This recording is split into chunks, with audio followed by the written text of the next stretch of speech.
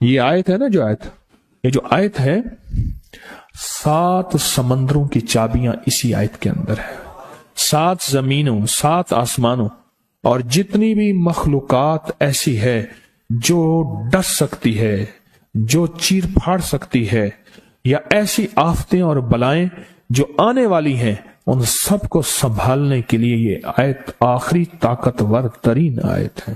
اور یہ عمل حیرت انگیز ترین عمل ہے. میں چند سانسیں پڑھواؤں گا، میں آج چند سانسیں پڑھواؤں گا، اور آپ کو علم ہے کہ یہ کتنی سانسوں کا عمل ہے؟ 40 سانسوں کا عمل ہے. اس کو دیکھتے ہوئے 40 سانسیں، اور ہر سانس میں اپنے مقصد، اپنی مشکل، اپنی پریشانی، جادو، جنات، بندش، بیماریاں، ناکامیاں، تکلیفیں، مشکلات، مسائل، الجھنوں کا ہر سانس میں تصور کرنا ہے. اگر چاہتے ہیں کہ ہمیشہ تمنگری رہے، مالداری رہے، عزت رہے، بھرم رہے، اور نسلیں پتہ نہیں کتنی آئیں گی کوئی خبر نہیں، اور ان کا رزق کشادہ رہے، کیسے ہوگا؟ کس طرح ہوگا؟ تو اس کا واحد حل اور اس کا واحد راستہ صرف یہی ہے. اپنے مالوں کو سوچیں، یہ میرا مال اللہ نے دیا ہے. میرے والد غریب تھے، میرا دادا غریب تھا، یا میرا والد مالدار تھا، یا میرا دادا مالدار تھا. آج اگر ان کی جائیداد اور چیزیں مجھ تک پہنچی ہیں تو ان کے پاس راز کیا تھا؟ یہ ضروری ہے. میرا ایک اور پیغام بھی سن لیجیے گا. یہ ضروری ہے کہ اپنی نسلوں کو فقیر اور غریب اور منگتا چھوڑ کے نہیں جانا. جتنی استطاعت ہو ان کے لیے اتنا جائیداد، پراپرٹی، مال، کوئی رزق کو چھوٹا سا چھوڑ کے جانا ضروری ہے. اپنی نسلوں کو خالی چھوڑ کے نہ جانا. اگر وسائل ہیں، حلال کے راستے ہیں، اگر نہیں ہیں تو کوشش کرتے رہیں. اللہ کا مال اللہ کے ذمہ ہے، اللہ کا نظام اللہ کے ذمہ ہے. یہ آپ اگر اپنے پاس کچھ مال رکھتے ہیں، کچھ جائیداد رکھتے ہیں، سونے جواہرات رکھتے ہیں، یا کچھ چیزیں رکھتے ہیں، اگر آپ رزق حلال میں سنبھال کے رکھا ہوا ہے اور سال کے بعد ان کی زکوٰۃ دیتے ہیں اور رکھتے ہیں، تو یہ حرام نہیں ہے، اسباب کے موافق ہے اور توکل کے خلاف نہیں ہے.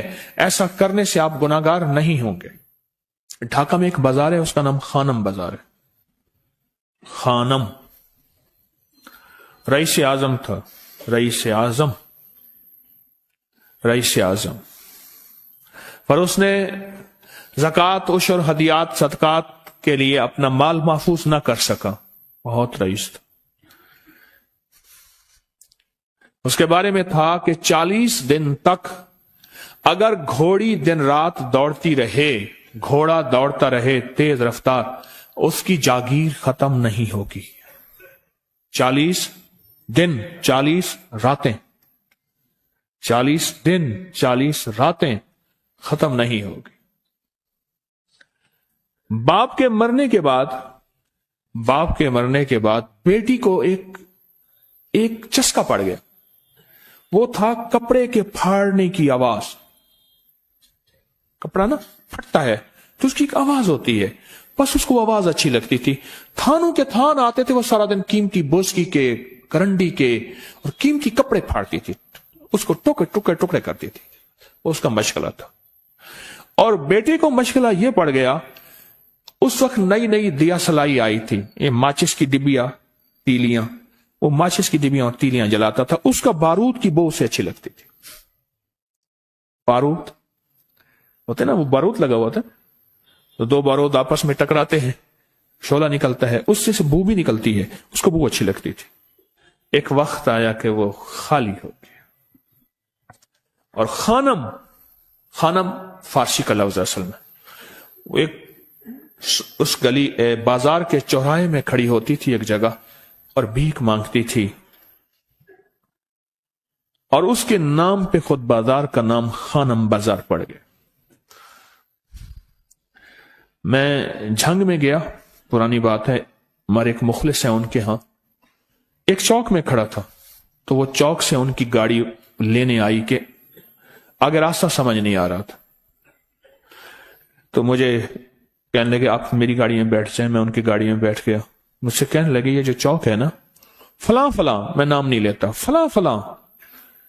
اس کی اتنی جاگیر تھی کہ 3 دن 3 راتیں گھوڑی دوڑتی رہتی تھی، ختم نہیں ہوتی تھی. اور پھر ان کی نسلوں میں کوئی ایسا آیا اور خود اس کو کوئی ایسی چیز پڑ گئی کہ ایک وقت تھا اسی چوک پہ کھڑے ہو کے بھیک مانگتا تھا. اور ایک دفعہ سخت سردی تھی، بھیک مانگ رہا تھا، سردی میں ٹھٹر گیا اور ٹھٹر کے تو میں چھپ گئے جیسے آج کل سردی ہے. رات کو وہیں مر کے پڑا تھا. صبح اٹھایا، کچھ لوگوں نے چندہ کر کے کفن دے کے دفن کر دیا. میرے حضور کا فرمان ہے اپنے مالوں کو زکوٰۃ کے ذریعے محفوظ کرو، محفوظ کر لو. اگر محفوظ نہ کیا، نسلوں میں فقر اور فاقے، غربت، تنگ دستیاں، فقیری اور منگتا ہونا نسلوں کو دیکھے جائیں گے. پھر نسلیں کہیں گی پدرم سلطان بت، ہمارا باپ، ہمارا دادا بادشاہ تھا، جاگیردار تھا، مالدار تھا. ہمارے بڑے بتاتے ہیں زندگی بھر کے لیے فقر، فاقہ، غربت اور تنگ دستی سے بچے رہیں. غیب سے اللہ کا نظام ایسا چلے گا، ایسا چلے گا، ایسا چلے گا.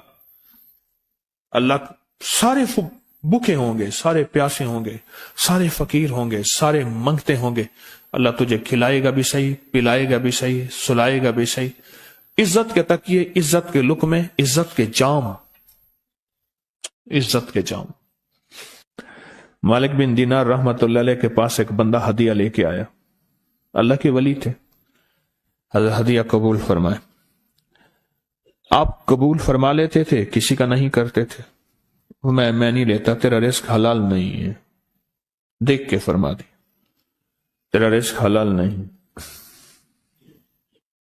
دیکھ کے فرمایا تیرا رزق حلال نہیں. انہیں حضور حلال ہے، فرمایا نہیں ہے. تو اچھا فرمایا ایسا کر، یہ رزق لے جا جو مجھے ہدیہ دیتا ہے. تجھے سب سے زیادہ جو مستحق ضرورت مند ملے اس کو دے. دینے کے بعد پھر اس کا پیچھا کر. وہ ان پیسوں سے کرتا کیا ہے؟ اب مرشد کا حکم تھا، فرمان تھا، کیا. دیکھا تو ایک لولا، لنگڑا، اپاہج، معذور، اندھا، کانا، کپڑے خستہ حال، بالکل بے بس اور بھیک مانگ رہا ہے. اس کا دل نرم ہوا اور کہا کہ اس سے بڑا ضرورت مند پھر کوئی نہیں ہے. اس کو جا کے مال دیا، پیچھا کیا. چلتے چلتے چلتے اس نے جا کے نا آگے گیا تو نہ وہ لولا تھا، نہ وہ لنگڑا تھا، نہ وہ کندھا تھا، کانا تھا، نہ وہ اندھا تھا، کچھ بھی نہیں تھا. بالکل ٹھیک ٹھاک ہو گیا اور یہ حیرت سے دیکھ رہا ہے. کرتے کرتے جا کے اس نے ان پیسوں سے حرام کام کیا. خاموشی سے آ گئے، آپ کا فرمان ٹھیک ہے،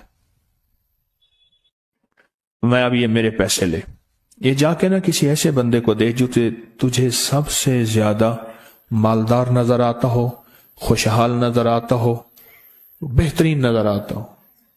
اب پیسے لے لیے. اب دیکھا تو ایک صاحب ہیں، بڑے قیمتی گھوڑے پہ، لاجواب پوشاک ہے اور بہت اچھی حالت ہے ان کی، بہت اچھی حالت. سوچا کہ حضرت نے فرمایا تھا کہ سب سے زیادہ خوشحال کو دینا. اس کو جا کے پیسے دیے، اس نے لے لیے. اب اس کا پیچھا کیا. وہ ایسی دکان پہ گیا جہاں سے راشن لیا جاتا ہے. اس نے تھوڑا تھوڑا راشن لیا. وہ حیران ہو گئے، اتنا مالدار آدمی ہے، ایسے راشن لے رہا ہے جیسے کوئی بندہ روز کی آئے روز کی کھائے، اتنا ضرورت مند. اس کا پیچھا کیا. ایک پرانی حویلی تھی، ایک پرانا محل نما ایک گھر تھا، ٹوٹا پھوٹا. اس کا جا کے دروازہ کھٹکھٹایا. ابھی اندر جانے ہی لگا تھا تو اس نے لگام پکڑ لی. اس نے دیکھا تو ہے تو وہی جس نے آج میری مدد کی ہے. کہا تجھے اللہ کا واسطہ ہے، اب مجھے اپنے حالات بتا دے. تو کہنے لگا تو نے جس کا واسطہ دیا ہے اور پھر تو نے میری آج مدد کی ہے، میں نے آج تک اپنے حالات کسی کو نہیں بتایا. میں رئیس اعظم تھا. تلک الایام نداولها بین الناس. اللہ کی طرف سے آزمائش آ گئی اور فقر، فاقہ، غربت، تنگ دستی ختم، ہر چیز ختم ہو گئی. कई दिनों से मैं भी भूखा हूं, मेरा घोड़ा भी भूखा है, और ये मैंने कपड़े संभाल के रखे हुए हैं, ये एक लिबास है रखा हुआ है, बाहर इसी लिबास में निकलता हूं, किसी को यह शक ना पड़ जाए ये भूखा है, ये फक्र की हालत में है, ये गुर्बत की हालत में है। मेरे हाल से कोई सवाल का दरवाजा ना खोले, गौर से समझेगा। मेरे हाल से कोई सवाल का दरवाजा ना खुले, मैं ऐसा हाल बनाऊं लोग मुझे सवाली समझें, कि कुछ लोग जुबान से सवाली नहीं होते। मेरे आका का फरमान है, अपनी बीमारियों का सदके के जरिए इलाज करो। और सदका, ये सारा वाकया सुनाने का मकसद, तलाश करो, ज़कात तलाश करो, किसको देनी है, कौन जरूरतमंद है, कौन ऐसा है जिसको बज़ाहिर लोग मालदार समझते हैं, अंदर से खाली है, खोखला है। हुआ ये, एक खैर के काम के लिए पैसे जमा करने थे, खैर के काम के लिए। उस वक्त 24,000 था, बहुत बड़ी रकम थी, 24,000 मुझे चाहिए था। तो कहने लगे कि मैंने सोच के कहां से ले आऊं, है नहीं, रोज कमाता हूं, बच्चों ठीक हैं, घर पल रहा, दूध लाता हूं, बेचता हूं, एक निजाम है मेरी, सर्दी गर्मी बारिश तूफान की तरतीब चल रही है, कहां से लाऊं। तो कहने लगे, ख्याल आया ये मोटरसाइकिल न बेच दो। फौरन उठा, मोटरसाइकिल ले गया। गालिबन मुझे बताया कि 28,000 का ये यामा मोटरसाइकिल बिका, और बेचने के बाद मैंने उठा के सारे पैसे 24 उधर दे दिए, बाकी रख लिए। अब खाली होके बैठ के फिर मुसल्ला बिछा के अल्लाह से मांगना शुरू कर दिया, और मांगते मांगते आलम यह हुआ कि मैं फकीर हो गया। अल्लाह ने मुझे 4 दिन आजमाया। उसने अल्फाज जो इस्तेमाल किए ना, पंजाबी का लफ्ज, वो अल्लाह ने ना 4 दिन मनु दब के रखे। हाँ, लाहौर की पंजाबी और फैसलाबाद की पंजाबी में बड़ा फर्क है। फैसलाबाद की पंजाबी खालिस सिखों वाली पंजाबी है, लाहौर की पंजाबी में बड़ा फर्क है। दब के रखा, थोड़ा सा आजमाइश आती है, अल्लाह देखता है कच्चा है या पक्का है।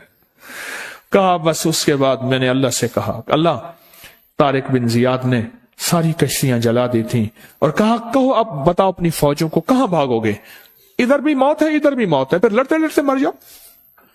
पीछे समंदर की मौत, ठीक, और आगे दुश्मन की मौत है, कश्तियां सारी आग लगवा दी। अब करो, बोलो क्या करोगे, बोलो क्या करोगे। अल्लाह ने सारा निजाम फतह दे दी, कामयाबी दे दी, और कहा फिर अल्लाह ने मेरे लिए जो दरवाजे रिस्क के खोले हैं, अब मुझे कोई भी चीज जरूरत होती है, मैं घर की चीज बेच देता हूं, और बेच के अल्लाह के खजानों में देता हूं बगैर सवाल के। उसके अल्फाज हैं, क्या अल्फाज है, बगैर सवाल के अल्लाह मुझ पे रिस्क के दरवाजे खोल देता है, अल्लाह मेरी जरूरतें पूरी कर देता है, अल्लाह ने मुझे खुशहाली दी है। और मुझे कहने लगे, सारे गुर मुझे हाजी साहब ने बताए थे, अल्लाह से लेने के सारे गुर ये मुझे हाजी साहब ने बताए थे। तो आपको एक लफ्ज कह रहा हूं, जिसको भी देखेंगे कि उसकी नस्ल दर नस्ल, दसर दर नस्ल रिस्क के दरवाजे हैं, तो वो खुलेंगे सिर्फ देने के नाम पे, सवाल के दरवाजे खोलने के नाम पे, सवाल के दरवाजे खोलने के नाम पे कभी नहीं खुलेंगे, वरना रिस्क आजकल के मॉडर्न जुए में चला जाएगा। आजकल के मॉडर्न जुए आए हुए हैं। अपने रिस्क को मेरे आका का फरमान है, और बीमारियों का इलाज सदकों से करें। और सदके से मुराद सिर्फ बकरा नहीं, सदके से मुराद सिर्फ सिरिया नहीं, सदके से मुराद काले मूंग नहीं, सदके से मुराद तेल सुइयां नहीं, सदके से मुराद, ये मैं मुख्तलिफ आपको तक अंदाज बता रहा हूं। यहां LOS है लाहौर के साथ, ये पहले नहीं बना था, नाला था, नाले के इधर एक समनाबाद की तरफ सड़क जा रही है, पुरानी बात है। वहां कुछ बंदे ने किताबें लगाई हुई थी, बंदे ने किताबें लगाई हुई थी। मैं किताबें देख के तो आ गया, मेरे दिल में आया कि जरूरतमंद है, ہمارے ایک مخلص ہیں ہمارے دوست فیصل شمسی، میں نے ان کو بڑا نوٹ دیے، میں نے کہا جا کے نا اس کو کس طرح رکھ کے پھر چلا جاتا ہوں، کیونکہ مجھے لگتا ہے وہ خوددار آدمی نہیں لے گا، اور انہوں نے ایسا کیا۔ سوچیں کہ میرے مال اللہ نے دی ہے، کیا میں اپنے مال کا صدقہ اگر نکال رہا ہوں تو وہ دے کہاں رہا ہوں؟ ضرورت مند کیا میں تلاش کر رہا ہوں؟ اور میں ضرورت مندوں میں سب سے پہلے وَبِذِي الْقُرْبَى وَالْيَتَامَى وَالْمَسَاكِينِ وَابْنِ السَّبِيلِ، مسافر پردیسی چوتھے، پھر مسکین ہے، پردیسی ہے، مسافر ہے، یتیم ہے۔ ضرورت ہے اس چیز کی،